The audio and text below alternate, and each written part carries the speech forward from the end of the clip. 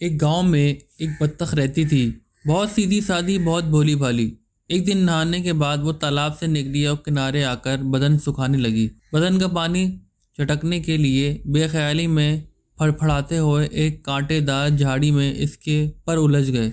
اتفاق سے جھاڑی کے کانٹے اتنے نوکیلے اور ٹیڑھے تھے کہ پر چھڑانے کی کوشش میں اس کا تمام بدن کانٹوں میں بندھ گیا اور وہ بالکل بے بس ہو کر امداد طلب نگاہوں سے چاروں طرف دیکھنے لگی۔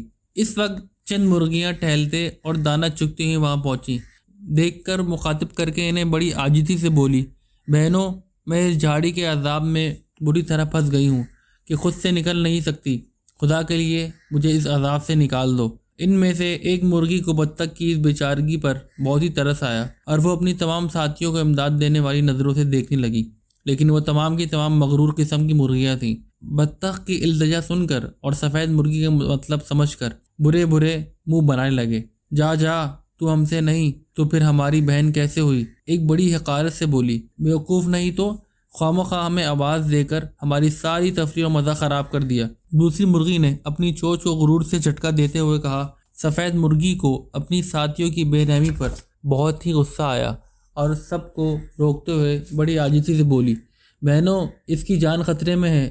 اس وقت ہم بہت ساری ہیں، بڑی آسانی سے اس کی جان بچا سکتے ہیں۔ ارے یہ نہ اپنی برادری کی ہے نہ کچھ اور، بھلا اس کی مدد کر کے ہمیں کیا ملے گا؟ سفید مرغی نے غصے میں جواب دیا، ٹھیک ہے، یہ ہماری برادری کی نہیں لیکن ہماری ہی طرح خدا کی مخلوق ہے۔ سفید مرغی کی کھری کھری باتیں سن کر بطخ کے پاس آئی، کچھ دلاسے دیے اور جلدی جلدی چونچ اور پنجے دبا کر اسے آزاد کرنے کی کوشش کرنے لگی۔ اس جد و جہد میں وہ خود بھی بری طرح زخمی ہو گئی پر ہمت نہیں ہاری اور اسے آزاد کروانے میں کامیاب ہو گئی۔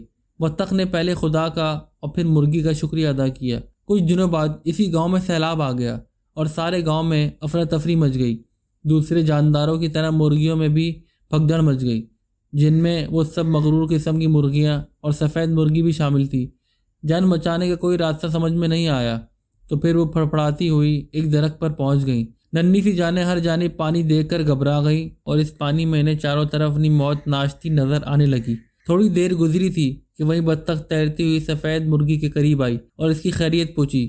پھر دوسری تمام مغرور مرغیوں سے بھی کہا، بہنوں گھبراؤ نہیں۔ اس کے بعد بطخ نے اپنی سہیلیوں کو آواز دی، جنہوں نے ساری مرغیوں کو اپنی پیٹھ پر سوار کیا اور خشکی پر چھوڑ دیا۔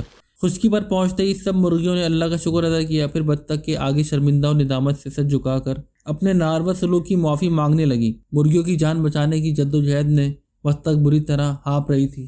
اس کا جوڑ جوڑ درد کر رہا تھا۔ اس نے بڑے پیار سے کہا، بہنوں، مجھ سے معافی مانگ کر مجھے شرمندہ اور گناہ گار مت کرو۔ اپنی غلطی کا احساس ہو جانا ہی سب سے بڑی سزا اور معافی ہے۔